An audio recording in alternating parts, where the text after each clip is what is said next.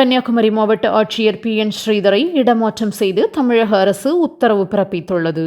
இந்நிலையில் புதிய குமரி மாவட்ட ஆட்சியராக தாம்பரம் மாநகர ஆணையராக இருந்த அழகுமீனா கன்னியாகுமரி மாவட்ட ஆட்சியராக நியமனம் செய்யப்பட்டுள்ளதாக அரசாணையை தமிழக அரசு வெளியிட்டுள்ளது. குமரி மாவட்ட ஆட்சியர் PN ஸ்ரீதர் 2 வருடங்களாக குமரி மாவட்ட ஆட்சியராக இருந்தார் என்பது குறிப்பிடத்தக்கது. தமிழ்நாடு காங்கிரஸ் சார்பில் நாகர்கோவில் நாகராஜா திடலில் காமராஜரின் 122வது பிறந்தநாள் விழா நேற்று நடைபெற்றது.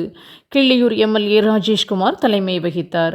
நிகழ்ச்சியில் குமரி மாவட்டத்தில் அரசு பள்ளிகளில் படித்து 12 மற்றும் 10ஆம் வகுப்பு பொதுத் தேர்வில் அதிக மதிப்பெண் பெற்ற மாணவ மாணவிகளுக்கு தமிழ்நாடு காங்கிரஸ் கமிட்டி தலைவர் செல்வ பெருந்தகை MLA பரிசு வழங்கி கௌரவித்தார்.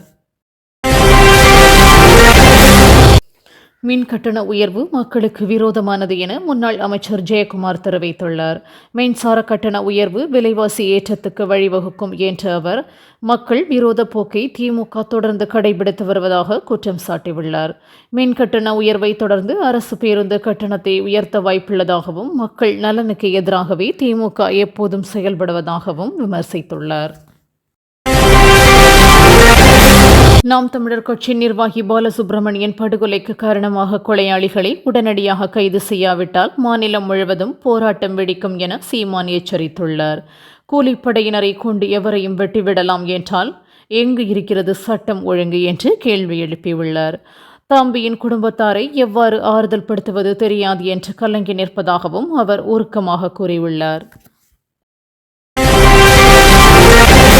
காவிரி பிரச்சினையில் காலம் தாழ்த்தாமல் அகில இந்திய காங்கிரஸ் தலைமை உடனடியாக தலையிட வேண்டும் என்று விடுதலை சிறுத்தைகள் கட்சித் தலைவர் திருமாவளவன் கோரிக்கை விடுத்துள்ளார்.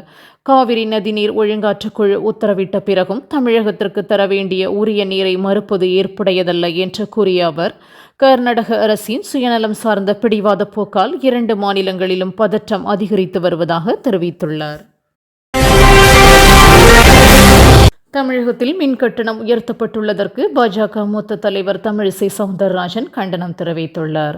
தேர்தல் வெற்றிக்காக இலவசங்களை அறிவித்துவிட்டு வெற்றி பெற்ற பின்னர் மக்களுக்கு தரும் பரிசுதான் மின் கட்டண உயர்வா என்று கேள்வி எழுப்பியுள்ள அவர் மின் கட்டண உயர்வை தமிழக அரசு உடனே திரும்பப் பெற வேண்டும் என வேண்டுகோள் விடுத்துள்ளார்.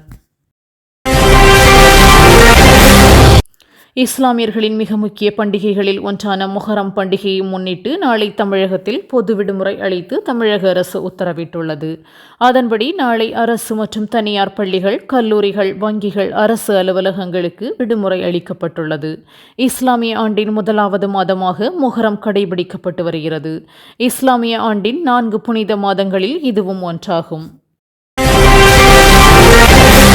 பாஜகவின் தவறான கொள்கையால் ராணுவ வீரர்களும் அவர்களது குடும்பங்களும் பாதிக்கப்படுவதாக எதிர்க்கட்சித் தலைவர் ராகுல் காந்தி குற்றம் சாட்டியுள்ளார்.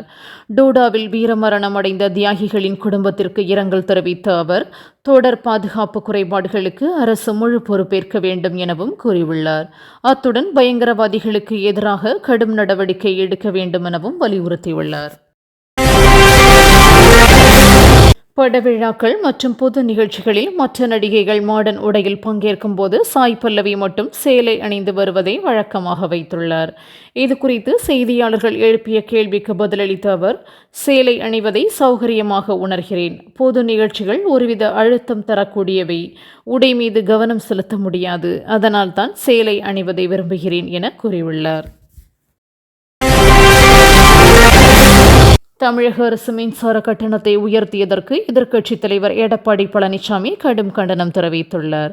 இது தொடர்பாக அறிக்கை வெளியிட்டுள்ள அவர் நம்மை கேள்வி கேட்க யாரும் இல்லை என்ற மமதையில் பொம்மை முதல்வர் ஸ்டாலின் தலைக்கணத்தோடு செயல்படுவாரே ஆனால் கொதிப்படைந்துள்ள தமிழக மக்கள் தக்க பாடம் கற்பிப்பார்கள் என்று எச்சரிக்கிறேன் என தெரிவித்துள்ளார். தேர்தல் முடிவு வெளியான பின் மின் கட்டணத்தை உயர்த்தி மக்களுக்கு திமுக அதிர்ச்சி அளித்துள்ளதாக அண்ணாமலை விமர்சித்துள்ளார். ஆட்சிக்கு வந்து 3 ஆண்டுகளில் கட்டண உயர்வை பொதுமக்கள் தலையில் சுமத்தியதாகவும் குற்றம் சாட்டியுள்ளார். சூரிய ஒளி மின் உற்பத்தியை பெருக்குவதோடு மாதாந்திர மின் கட்டணத்தை கொண்டு வர வேண்டும் என்றும் மின் கட்டண உயர்வை அரசு உடனடியாக திரும்பப் பெற வேண்டும் எனவும் அவர் வலியுறுத்தியுள்ளார். தமிழக சட்டப்பேரவையில் இன்று நடந்த அனைத்து கட்சிகள் கூட்டத்தில் கர்நாடக அரசை கண்டிப்பதாக தீர்மானம் நிறைவேற்றப்பட்டது. தொடர்ந்து பேசிய முதலமைச்சர் ஸ்டாலின், பருவமழை சாதகமாக இருக்கும்போது தமிழகத்திற்கு காவிரி நீரை திறந்துவிடாத கர்நாடக அரசின் செயலை ஏற்றுக்கொள்ள முடியாது என கடும் கண்டனம் தெரிவித்துள்ளார். மேலும் இவ்விவகாரத்தில் உச்சநீதிமன்றத்தை நாடி சட்ட போராட்டம் நடத்தப்படும் எனவும் அவர் கூறியுள்ளார். மேகதாது அணையை கட்ட அனுமதிக்குமாறு தமிழக மக்களிடம் கர்நாடக துணை முதல்வர் டி.கே. சிவகுமார் நேரடியாக கோரிக்கை வைத்துள்ளார். பெங்களூரு நகரில் தமிழக மக்களும் வசிப்பதாகவும் அவர்களுக்காகத்தான் அணை கட்ட முயற்சிப்பதாகவும் கூறியுள்ள அவர், நாங்கள் எந்த நீரையும் சேமித்து வைக்கப் போவதில்லை என்று தெரிவித்துள்ளார். இந்த அணையில் எங்கள் நலனை விட உங்கள் நலன்தான் அதிகம் உள்ளது என்று தமிழர்களிடம் அவர் தெரிவித்துள்ளார். விக்கிரவாண்டி இடைத்தேர்தலில் வெற்றி பெற்ற திமுக வேட்பாளர் அன்னியூர் சிவா இன்று எம்எல்ஏவாக பதவியேற்றார். திமுக எம்எல்ஏவாக இருந்த புகழேந்தி உயிரிழந்த நிலையில் அங்கு நடந்த இடைத்தேர்தலில் 67,000 வாக்குகள் வித்தியாசத்தில் சிவா வெற்றி பெற்றார். இந்நிலையில் இன்று காலை சட்டப்பேரவையில் உள்ள சபாநாயகர் அறையில் அவர் பதவியேற்றார். இதைத் தொடர்ந்து பேரவையில் திமுக உறுப்பினர்களின் பலம் 133ஆக அதிகரித்துள்ளது.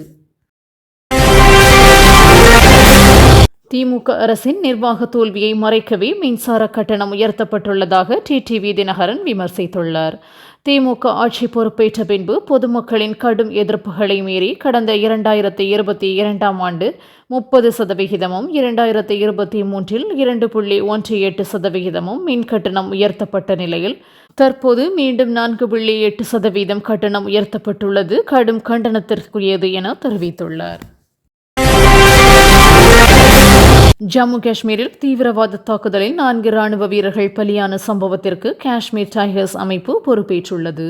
தாக்குதல் குறித்து பாதுகாப்பு அமைச்சர் ராஜ்நாத் சிங் ராணுவ தளபதியை தொடர்பு கொண்டு கள நிலவரம் கேட்டறிந்தார்.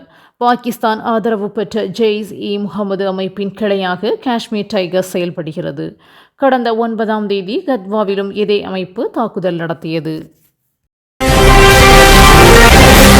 காவிரியில் உரிய நீரை திறக்காத கர்நாடக அரசை கண்டித்து டெல்டா மாவட்டங்களில் விவசாயிகள் ரயில் மறியல் போராட்டத்தில் ஈடுபட்டுள்ளனர்.